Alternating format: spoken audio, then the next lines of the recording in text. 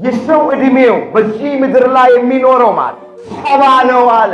ቢበረታ ደግሞ 80 ነው አለ። ከዚህ ቢበዛ ድካምና መከራ ነው አለ። እቺ ምድር ለእኛ የዘላለም መኖሪያችን፣ ጊዜያዊ መቆያችን። ስንቶቻችንን ለዚች ዓለም ለዚች ምድር መጻተኛና እንግዳ እንደሆነ? አዎ ለዚች ዓለም እንግዶች ነን። ጥቂት ጊዜ ብቻ ነው የምንኖርባት። ልክ በእንግድነት ወደ ሄድነው ቤት ውለን ቆይተን ማምሻችንን ወደ ቤት እንደምንገባ እዚች ዓለም ላይም ጥቂት ጊዜ ከኖር በኋላ ወደማንመለስበት እንሄዳለን። እንደምን ያስጨንቃል? ለምንድን ነው እንቅልፍ ምና? ጥቂት ጊዜ ብቻ የምንኖር ከሆነ ከእግዚአብሔር ጋር እንኑር። በቃ ሀገራችን በሰማይ። እርስ በርሳችን አንበላል፣ እርስ በርሳችን አንነካከስ፣ አንገፋፋ፣ የጎሪጥ አንተያይ። ምን አለ ቅዱስ ጳውሎስ? ልሄድ ከክርስቶስ ጋር ልኖር ይናፍቃለሁ፣ ከሁሉ ይልቅ እጅግ እንደሚሻል አውቃለሁ አለ። መናፈቅ ካለብን እባካችሁ የዘላለም መኖሪያችንን እንናፍቅ። ክርስቲያኖች ወንጌል የሚሰበክልን ከክርስቶስ ጋር ለመኖር እንድንናፍቅ ነው። እስከ መቼ ምድራዊውን ነገር ብቻ እናስባለን? እስከ መቼ ምድራዊውን ነገር ብቻ በማሰብ ልባችን ይከብዳል፣ እንቅልፍ እናጣለን? ስለዚህ ለእግረ መንገድ ነው፣ አትጨነቁ። የዘላለም መኖሪያችን እግዚአብሔር ነው። ደግሜ ነግራችኋለሁ፣ ሀገራችን በሰማይ ነው። ለዛሬ እግዚአብሔር በሰጠን ጊዜና ሰዓት የምንማማርበት የትምህርታችን ርዕስ የሚሆነው መኖሪያ የዘላለም አምላክ እግዚአብሔር ነው የሚል ይሆናል። ይህንን በርዕስነት ያነሳነውን ኃይለ ቃል በመጽሐፍ ቅዱሳችን ላይ ተመዝግቦ የምናገኘው በኦሪት ዘዳግም ምዕራፍ 33 ቁጥር 27 ላይ መኖሪያ የዘላለም አምላክ እግዚአብሔር ነው። ርዕሳችን ይሄ ነው። ቀሪ በሆነ ጊዜያችን አምላካችን እግዚአብሔር በመካከላችን ተገኝቶ የተሰወረውን የወንጌል ምስጢር ለሁላችን ገልጦ እንዲያስተምረን፣ እንዲመክረን፣ በቃሉም እንዲያጽናናን የእሱ ቅዱስ ፈቃዱ ይሆነልን። ሙሴ ይህንን በርዕስነት ያነሳነውን ቃል ለእስራኤል ለምን ተናገረው የሚለውን እንመለከታል። በመጨረሻም የእኛ የዘላለም መኖሪያችን የት እንደሆነ ተመልክተን ትምህርታችንን እንቋጨዋል። ቆሞ ለመናገር ቁጭ ብሎም ለማድመጥ ጥበብ ከእግዚአብሔር ሲሰጥ ብቻ ነውና ለእኔ ለባሪያው ተናጋሪ የሆነ አንደበትን ለእናንተም ለሰሚዎቹ አስተዋይ የሆነ ልቡናን ቸሩ አምላካችን እግዚአብሔር ለሁላችንም በቸርነቱ ያደለ። ለምንድን ነው በርዕስነት ያነሳነውን ቃል ሙሴ ለእስራኤል የተናገረው? መኖሪያ ነው ያለው የዘላለም አምላክ እግዚአብሔር ነው። ወገኖቼ በርዕስነት ያነሳነውን ቃል ሙሴ የተናገረው ለምንድን ነው ሲባል እስራኤል መኖሪያቸው የሚመስላቸው ማርና ወተት የምታፈስ ምድረ ርስት ከነዓን ናት። በዚያ ለዘላለም የሚኖሩ ይመስላቸው ነበረ። ውሃ ገብ ናት፣ ለምለም ናት፣ ማርና ወተት የምታፈስ ናት። በዚያች ለዘላለም እንኖራለን ብለው ያስቡ ነበረ። ስለዚህ ሙሴ ምን አላቸው? የዘላለም መኖሪያቸው ምድረ ርስት ከነዓን አይደለችም፣ የዘላለም መኖሪያቸው እግዚአብሔር ነው ብሎ ነገራቸው። ትዝ ይላችሁ እንደሆነ በአንድ ወቅት እስራኤል ከግብፅ ባርነት ቤት ወጥተው ወደ ምድረ ርስት ወደ ከነዓን ሲጓዙ በራፊዲም ምድረ በዳ በሲና በረሃ በቃዴስ በርኔ በደረሱ ሰዓት ሲራቡና ሲጠሙ ወደ ኋላ ለመመለስ ወደ ግብፅ ለመኮብለል ባሰቡ ሰዓት ሙሴን በጠየቁ ሰዓት እግዚአብሔር ሙሴን እንዲህ ብሎ ተናገረ። ሙሴ እስራኤል ወደ ኋላ ለመኮብለል የሚያስቡት የማወርሳቸውን ምድር ስላላወቁ ነው፣ ስላላዩ ነው፣ ስላልሰሙ ነው። 12 ሰላዮች ፈልግና የማወርሳቸውን ምድረ ርስትን ሰልለው መጥተው ለሕዝቡ ይንገሩ።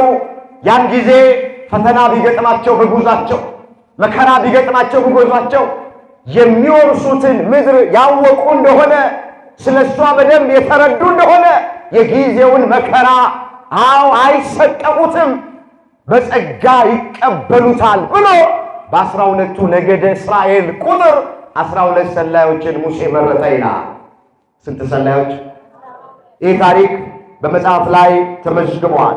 በኦሪት ዘኍልቍ ምዕራፍ 13 ቁጥር 1 ጀምሮ የተመዘገበ ነው። እንዲህ ይላል፣ እግዚአብሔርም ሙሴን እንዲህ ብሎ ተናገረው፣ ለእስራኤል ልጆች የምሰጣትን የከነዓንን ምድር ይሰልሉ ዘንድ ሰዎችን ላክ አለው ይላል። ታሪኩ ሰፊ ነው። 12 ሰዎችን በ12ቱ ነገደ እስራኤል ቁጥር ማለት ነው ሙሴ መረጠ። ሄዳችሁ ምድረ ርስትን ሰልላችሁ ነዋል። ሰፊ ናት፣ ጠባብ ናት፣ ማርና ወተት ታፈሳለች የሚባለው እውነት ነው። እስኪ በደንብ ሰልላችሁ ነው ብሎ 12ቱን ሰላዮች ላካቸው ይላል። እነሱም እንደታዘዙት ሄደው ምድረ ርስትን ሰልለው መጡ። ለሙሴም እንዲህ አሉት፣ ሙሴ አሉት የሰለልናት ምድር ዞረን ያየናት ምድር እውነትም ማርና ወተት የምታፈስ ናት አለ። ውሃ ገብ ናት፣ ለምለም ናት። አንዱን የገብስ ዛላ ብናሸው እፍኝ ሞላ፣ አንዱን የወይን ዘለላ ብንጨምቀው ጋን ይሞላል። ልዩ ምድር ናት ብለው ስለሸለሉት ምድረ ርስት ለእስራኤል ሕዝብ አምጥተው ተናገሩ። እውነትም ምድረ ርስት ከነዓን እግዚአብሔር ለእስራኤል ያወረሳቸው ለምለም ናት፣ መልካም ናት፣ ውሃ ገብ ናት፣ ማርና ወተት የምታፈስ ናት። ግን እሷ የዘላለም መኖሪያቸው አይደለችም፣ ጊዜያዊ መቆያቸው። ሙሴ ይህን ነው የነገራቸው።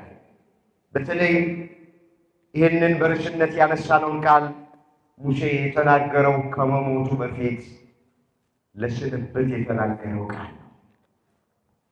በዘዳግም 33 ቁጥር 1 ጀምሮ ይሄ ተመዝግቧል። እንደዚህ ይላል፣ አነበዋል። የእግዚአብሔር ሰው ሙሴ የማን ሰው? የእግዚአብሔር ሰው ሙሴ ሳይሞት ምን ሳይል ከመሞቱ በፊት አስተውሉ፣ ተጠርቶ ወደ እግዚአብሔር ከመሄዱ በፊት ነፍሱ ከሥጋው ሳትለይ ለእስራኤል የተናገረው ቃል ነው። ሳይሞት የእስራኤልን ልጆች የባረከበት የበረከት ቃል ይችላታል። ምን አለ? ይሹሩን ሆይ በሰማያት ላይ ለረድኤትህ በደመናት ላይ በታላቅነት እንደሚሄድ እንደ እግዚአብሔር ያለ ማንም የለም። መኖሪያ የዘላለም አምላክ እግዚአብሔር ነው ብሎ አላቸው። ስለዚህ ሙሴ ይህንን ቃል ለእስራኤል የተናገረበት ምክንያት ምድረ ርስት ከነዓን የዘላለም መኖሪያቸው ሳትሆን የዘላለም መኖሪያቸው እግዚአብሔር እንደሆነ ሊያስረዳቸው በርዕስነት ያነሳነውን ቃል ተናግሮታል። የእኛስ የዘላለም መኖሪያችን የት ነው? ማን ነው? እሱን እስኪ እኔና ትምህርታችንን ተከታተል ወገኖቼ። እቺ ምድር ለእኛ የዘላለም መኖሪያችን አለች። እቺ ምድር ጊዜያዊ መቆያችን በደንብ አድርጋችሁ ወይ 70 ወይ 80 ዓመት የምንቆይባት ዓለምና ምድር ነው። የዘላለም መኖሪያችን እግዚአብሔር ነው። ሀገራችንን በሰማይ እንዳትዘናጉ። ልበ አምላክ ዳዊት በመዝሙር 89 ቁጥር 10 ላይ ይህን ግልጥ የሚያደርግ አንድ ቃል ተናግሯል። እንደዚህ ይላል። መዝሙር 89 ቁጥር 10 ጀምሮ መለከታል። የዘመኖቻችን ዕድሜ 70 ዓመት ቢበረታ 80 ዓመት ቢበዛ ግን ድካምና መከራ ነው። የሰው ዕድሜው በዚህ ምድር ላይ የሚኖረው ማለት 70 ነው አለ። ቢበረታ ደግሞ 80 ነው አለ። ከዚህ ቢበዛ ድካምና መከራ ነው አለ። ይህች ዓለም ለዘላለም የምንኖርባት አይደለችም። እኛ ለዚች ዓለም እንግዶች ነን፣ መጻተኞች ነን። ወደማንመለስበት ዓለም እንሄዳለን። እንዲህም ተብሎ በሌላ ስፍራ ላይ ተጽፏል። ተመልከቱት እስኪ ይህንን ኃይለ ቃል። አቤቱ አለ ዳዊት ጸሎቴን ስማ አለ። እግዚአብሔር የሁላችንን ጸሎት ይስማ። ጩኸቴንም አድምጥ፣ ለቅሶዬንም ቸል አትበል። እኔ በምድር ላይ መጻተኛ ነኝ፣ እንደ አባቶቼ እንግዳ ነኝ። ወደማልመለስበትም ሳልሄድ አርፍ ዘንድ ተወኝ አለ። መዝሙር 38 ቁጥር 12 ላይ የተመዘገበ ቃል። እስኪ ቃሉን ከኔ ቀጥላችሁ ተናገሩ። አቤቱ መንስ ጸሎቴ ስማይ፣ ጩኸቴንም አድምጥ፣ ለቅሶዬንም ቸል አትበል። እኔ በምድር ላይ መጻተኛ ነኝና እንደ አባቶቼም እንግዳ ነኝና። እንደ አባቶቼ ምንድን ነኝ? ስንቶቻችንን ለዚች ዓለም ለዚች ምድር መጻተኛና እንግዳ እንደሆነ አሁን በእንግድነት የሆነ ሰው ቤት እንሄዳለን። በእንግድነት የሆነ ሰው ቤት ስንሄድ አዎ አንውልም፣ አናድርም፣ ልናመሽ እንችላለን። ግን ሲመሽ ወደ ቤታችን ነው የምንሄድ። እኛም አዎ ለዚች ዓለም እንግዶች ነን። ጥቂት ጊዜ ብቻ ነው የምንኖርባት። ጥቂት ጊዜ ብቻ ነው የምንኖርባት። ልክ በእንግድነት ወደ ሄድነው ቤት ውለን ቆይተን ማምሻችንን ወደ ቤት እንደምንገባ እዚች ዓለም ላይም ጥቂት ጊዜ ከኖር በኋላ ወደማንመለስበት እንሄዳለን። ወደ ዘላለም መኖሪያችን እንሄዳለን። ወደ ሰማያዊው ሀገራችን እንሄዳለን። ለዚች ምድር እንግዶች ነን። የኛ ሀገራችን በሰማይ ነው። ሀገራችን የት ነው? በሰማይ ነው። ቅዱስ ጳውሎስ ምንድን ነው ያለው? እኛ ሀገራችን በሰማይ ነው። ከሰማይ የሚመጣው ኢየሱስ ክርስቶስን ምን እንለዋለን? እንጠባበቀዋለን። ባካችሁ ሀገራችን በሰማይ። እርስ በርሳችን አንበላል። እርስ በርሳችን አንነካከስ፣ አንገፋፋ፣ የጎሪጥ አንተያይ። ሁሉም ትተነው የምንሄደው ከእናታችን ማኅፀን ራቆታችንን እንደወጣን ወደ መቃብርም ራቆታችን ነው። እዚህ ፊልጵስዩስ ምዕራፍ 3 ቁጥር 20 ላይ የተመዘገበ የእግዚአብሔር ቃል። ፊልጵስዩስ ምዕራፍ 3 ቁጥር 20 ሀገራችን በሰማይ ነው። ሀገራችን የት ነው? እግዚአብሔር አገራቸውን ለማያውቁት አገራቸውን ያሳየን። የዘላለም መኖሪያ ማን ነው? እግዚአብሔር ነው። አገራችንን ቤት ነው በሰማይ ነው። ታዲያ ምን ያስጨንቃል? ለምንድን ነው እንቅልፍ የምናጣው? ጥቂት ጊዜ ብቻ የምንኖር ከሆነ ከእግዚአብሔር ጋር እንኑር። በቃ ምን ያስጨንቃል? ምን ያስለቅሳል? ምንድነው እንቅልፍ የሚያሳጣል? ስንት ዘመን ለመኖር ምን አለ ቅዱስ ጳውሎስ? ልሄድ ከክርስቶስ ጋር ልኖር ይናፍቃለሁ። ከሁሉ ይልቅ እጅግ እንደሚሻል አውቃለሁ አለ። ፊልጵስዩስ ምዕራፍ 1 ቁጥር 23 ላይ የተመዘገበ እግዚአብሔር ቃል። መናፈቅ ካለብን እባካችሁ የዘላለም መኖሪያችንን እንናፍቅ። ክርስቲያኖች መናፈቅ ካለብን ሰማያዊውን መኖሪያችንን እንናፍቅ። ምን ይናፍቃል? አሁን ልሄድ አለ ከክርስቶስ ጋር ልኖር እናፍቃለሁ። ከማን ጋር ለመኖር ምን እላለሁ? በቃ ትምህርቱ ወገኖቼ ወንጌል የሚሰበክልን ከክርስቶስ ጋር ለመኖር እንድንናፍቅ ነው። ልባችንን ከምድር ወደ ሰማይ ካላደረገው የሚሰበክልን ወንጌል፣ የሚነገረን የእግዚአብሔር ቃል፣ የሚዘመርልን መዝሙር በላይ ያለውን እንድንሻ በላይ ያለውን እንድናስብ ካላደረገን ወንጌሉ ከንቱ ነው። ሁልጊዜ ስለ ሽሮና ስለ በርበሬ አንሰበክም። ውጡ ከዚህ ውስጥ። ስለ ሰማያዊው ስለማያልፈው ስለማይጠፋው ከገቡ መውጣት ካገኙ ማጣት ስለሌለባት በሰው ዓይን ስላልታየች በሰው ጆሮ ስላልተሰማች ስለሷ አስቡ። እንዲህ ቃል እስኪሄድ ቃል አስተውሉት። በዚህ በቆላስይስ መልእክቱ ምዕራፍ 3 ቁጥር 1 ጀምሮ የተመዘገበ የእግዚአብሔር ቃል ቆላስይስ ምዕራፍ 3 ቁጥር 1 ላይ እንደዚህ ይላል። እንግዲህ ከክርስቶስ ጋር ከተነሳችሁ አለ። ከክርስቶስ ጋር ምን ካላችሁ? ከተነሳችሁ ክርስቶስ በእግዚአብሔር ቀኝ ተቀምጦ ባለበት በላይ ያለውን እሹ፣ በላይ ያለውን አስቡ እንጂ በምድር ያለውን አይደለም። ግን እስከ መቼ ምድራዊውን ነገር ብቻ እናስባለን? እስከ መቼ ምድራዊውን ነገር ብቻ በማሰብ ልባችን ይከብዳል፣ እንቅልፍ እናጣለን? ቃሉን አስተውሉት።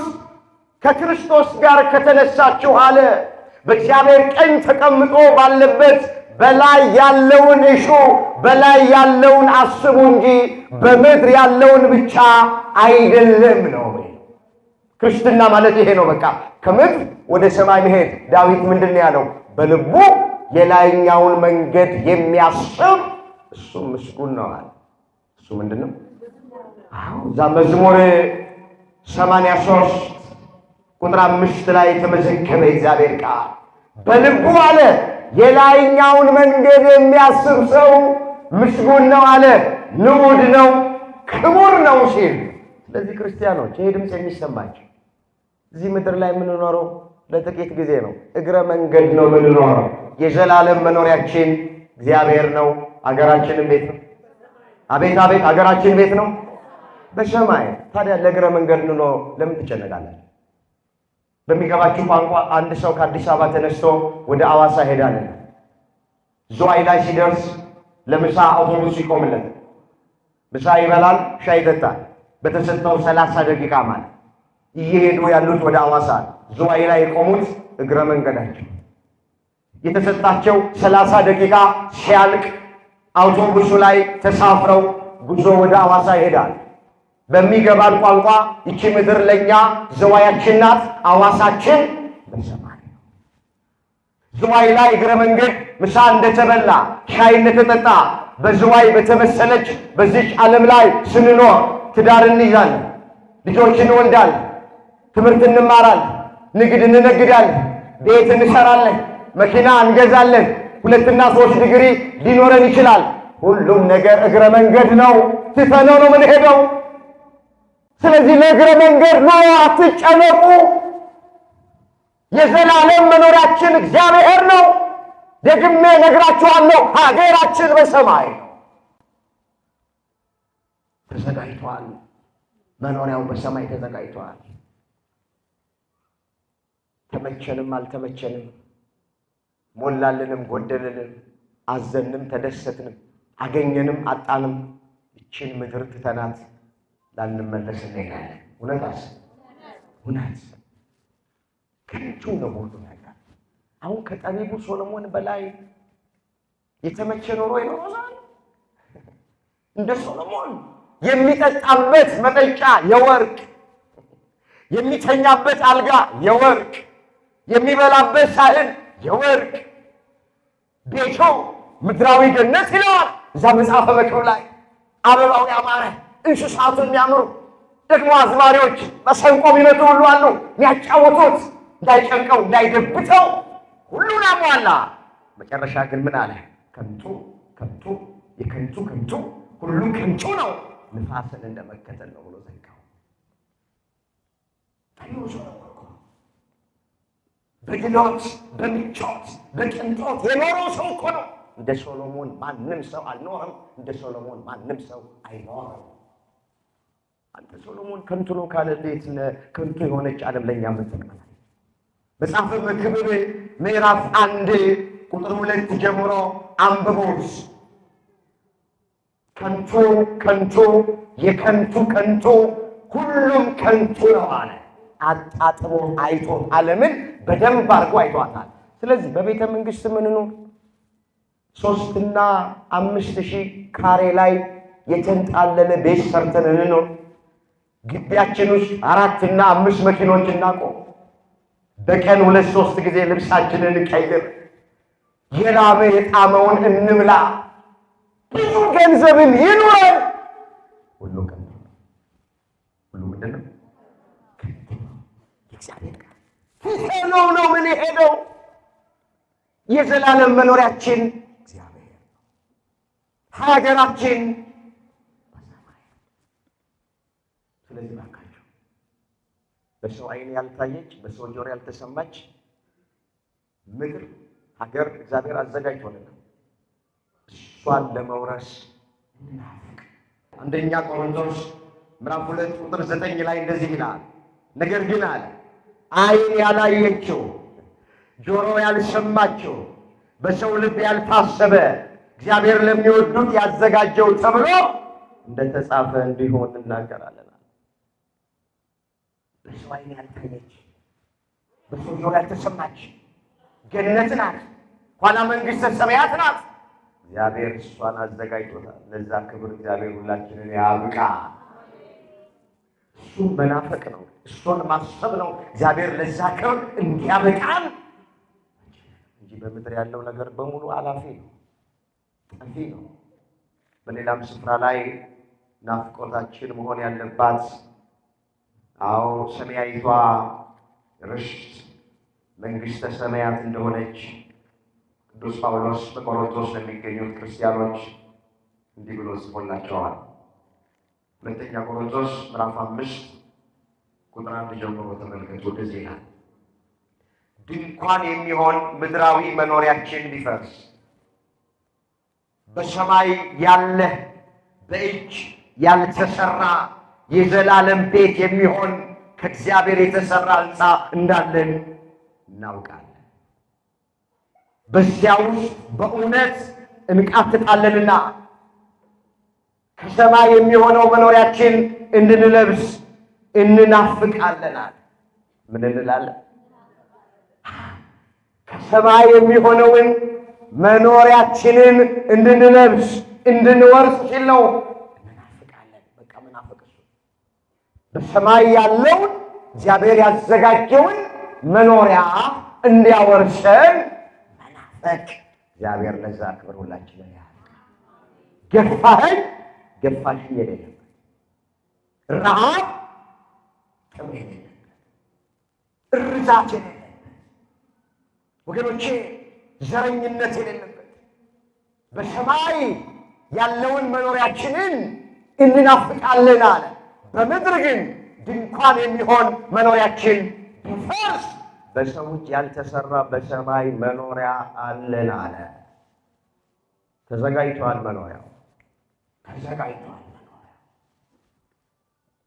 ሥጋውን ቆርሶ ደሙን አፍስሶ ጎኑን በጦር ተወግቶ እጆቹን በሚስማር ተቸንክሮ ለእያንዳንዳችን ጌታችን ኢየሱስ ክርስቶስ በሰማይ መኖሪያ አዘጋጅቶልናል። ለዛ ክብር አምላካችን እግዚአብሔር ሁላችንን ያውቃል። አንድ ሁለት ቃል አይቼ ትምህርት ምንድን ነው የሚለው?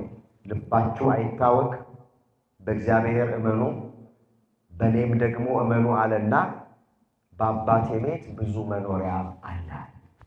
እስኪ ልባችሁ አይታወክ፣ በእግዚአብሔር እመኑ፣ በእኔም ደግሞ እመኑ፣ በአባቴ ቤት ብዙ መኖሪያ አለ። ብዙ ምን አለ? በምድር መኖሪያ ላይኖረን ይችላል። አትጨነቁ። ጌታችን መድኃኒታችን ኢየሱስ ክርስቶስ እዚህ ምድር ሲኖር የራሱ መኖሪያ አልነበረው። በነ ጴጥሮስ በነ ዮሐንስ ታንኳ ላይ ነበር የዞረ ወንጌል የሚሰብክ። ቀን ቀን በቤተ መቅደስ ያስተምራል። ማታ ማታ ደብረ ዘይት ወደሚባል ተራራ ወጥቶ ኤሊሆን የምትባል ሸለቆ ውስጥ ያደር ነበር። 33 ዓመት ከ3 ወር ኢየሱስ ክርስቶስ በዚህ ምድር ሲኖር በሸለቆ ውስጥ ቤት ላይኖረን ይችላል። መኖሪያ በምድር ላይኖረን ይችላል። አያስፈልግም አላልኩም፣ ላይኖረን ይችላል። አትደነቁ። አብርሃም ረጅሙን ዕድሜ በዚህ ምድር ሲኖር በድንኳን ነው የኖረው። ግን ትልቁ ተስፋችን በሰማይ ተዘጋጀ መኖሪያ። ሃይማኖት ካጸናን፣ ምግባር ካጸናን፣ ለንስሐ የሚገባ ፍሬ ካፈራን፣ ከተጣላነው ጋር ከታረቀን፣ የቀማነውን ከመለስን፣ ቅዱስ ሥጋውን ክቡር ደሙን ከተቀበልን ይሄን መኖሪያ ያወርሰናል። አሁንም ያወርሰናል።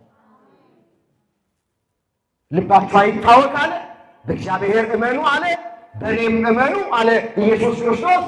በአባቴ ቤት ብዙ መኖሪያ አለ። መኖሪያ የዘላለም አምላክ እግዚአብሔር ነው። መኖሪያው ተዘጋጅቷል። አንዳንድ ወንድሞቻችንና እህቶቻችን ወደዛ መኖሪያቸው ሄደዋል። ሃይማኖታቸውን አጽንተው፣ ምግባራቸውን አቅንተው፣ ለንስሐ የሚገባ ፍሬ አፍርተው፣ ቅዱስ ሥጋውን ክቡር ደሙን ተቀብለው ያንቀላፉት ወደ ተዘጋጀላቸው መኖሪያ ሄደዋል። እኛም እንደነሱ ከተመላለስን ወደ ተዘጋጀልን መኖሪያ ነው የምንሄደው። እግዚአብሔር አምላክ በዚህ እንደተሰበሰብን ነፃ በምታወጣዋ በኢየሩሳሌም ሁላችን ነው የሚሰብስበን። ስለዚህ ምድር ብቻ ባካችሁ ተስፋ እናለን። ምንድን ነው ያለው ቅዱስ ጳውሎስ? ስለዚህ ሕይወት ብቻ ክርስቶስን ተስፋ ያደረግነው ከሆነ ከሁሉ ይልቅ ምስኪኖች ነን። ብዙዎቻችን ምስኪኖች ነን። አንደኛ ቆሮንቶስ ምዕራፍ 15 ቁጥር 19 ላይ የተመዘገበ ቃል ብትናገሩት ደስ ይለኛል። ይሄን ቃል ስለዚህ ሕይወት ብቻ በምስኪን ያልተናገረ ሰው አለ። ስለዚህ ሕይወት ብቻ ክርስቶስን ተስፋ ያደረግነው ከሆነ ከሁሉ ይልቅ ምስኪኖች ነን። ብዙዎቻችን ምስኪኖች ነን። ስለዚህ ሕይወት ብቻ ነው ክርስቶስን ተስፋ የምናደርግ። ቤተ ክርስቲያን የምንመጣው ሎተሪ ስንቆርጥ እንዲወጣልን አይደለም። ባካችሁ እናስተውል። ቤተ ክርስቲያን የምንመጣው ምን ጾመው፣ ምን ጸልየው፣ ምን እናስቀድሰው ወገኖቼ አስቤዛ ስንሄድ 10,000 ብር የሚሸጠው ጤፍ ለኔና ለእናንተ 5,000 ብር የሚሸጥ አይደለም። ለዚህ ክርስቶስን አላመነውም፣ አልተከተልነውም። እሱን ያመንነው ስለዚህ ሕይወት ብቻ ተስፋ አድርገነው አይደለም፣ ለዘላለም ከእሱ ጋር ለመኖር ነው። አሁን እናንተ ነፃ ፈቃዳችሁን ተጠቅማችሁ እግዚአብሔር በማይከብርበት ቦታ ጊዜን ከማሳልፍ ቃሉን እየሰማሁ ለክብሩ እየዘመርኩ በቅድስናው ስፍራ ባሳልፍ ይሻለኛል ብላችሁ መርጣችሁ የመጣችሁት ስለዚህ ሕይወት ብቻ ክርስቶስን ተስፋ አድርጋችሁ መሆን የለበትም። ስለ ዘላለም ሕይወት፣ ስለ መንግሥተ ሰማያት ከእሱ ጋር ለዘላለም ስለመኖር እሱን ተስፋ አድርገን ነው ቅዳሴውን ቆመን የምናስቀድሰው። እዚህ ጋር ቆመን የምንሰብካችሁ ምናገለግላችሁ ተስፋችን እሱ ነው። ሌላ ምንም ተስፋ የለንም። ስለዚህ የዘላለም መኖሪያችን ማን ነው? ሀገራችንስ የት ነው? በሰማይ። አምላካችን እግዚአብሔር የዘላለም መኖሪያችን እሱ ነውና በምድርም የሚያኖር እግዚአብሔር ነው፣ በሰማይም የሚያኖር ማን ነው? አቤት አንድ ቃል ተናግሬ ትምህርት የለጠቅ እንግዲህ በሰማይ ለዘላለም ከእግዚአብሔር ጋር ለመኖር ዛሬ በእምነት ከእሱ ጋር መኖር ያስፈልጋል። በምን መጽሐፍ ምንድን ነው የሚለው? ጻድቅ ግን በእምነት ለዘላለም በሕይወት ይኖራል።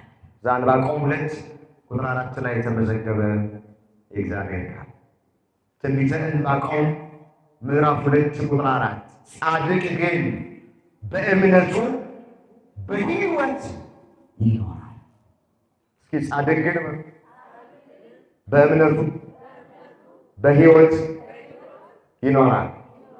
ይኸውላችሁ ከእግዚአብሔር ጋር ለመኖር የተዘጋጀልንን መኖሪያ ርስት ለመውረስ ዛሬ በእምነት ከእርሱ ጋር ዛሬ እግዚአብሔርን እንፍራ።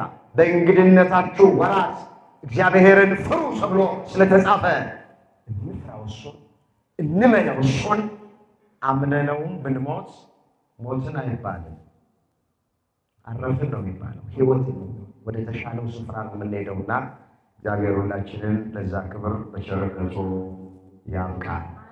እስኪ መኖሪያዬ በሉ፣ ድገሙ እስኪ፣ ሰልሱት እስኪ። የዘላለም አምላክ እግዚአብሔር ነው። መኖሪያችን ማን ነው? ይበቃናል። ያስተማረን፣ የመከረን፣ የገሰጸን የአባቶቻችን አምላክ እግዚአብሔር ስሙ የተመሰገነ ይሁን። ድንግል ማርያም ጣዕሟን ባንደበታችን ፍቅሯን በልባችን ትሳልብን። በተማርነው ትምህርት 30፣ 60፣ 100 ያማረ ፍሬ አፍርተን መንግሥቱን እንድንወርስ ስሙን እንድንቀድስ የአባቶቻችን አምላክ እግዚአብሔር ለሁላችንም ይፍቀድልን። የሁላችንን መጨረሻ እግዚአብሔር ያሳምረን።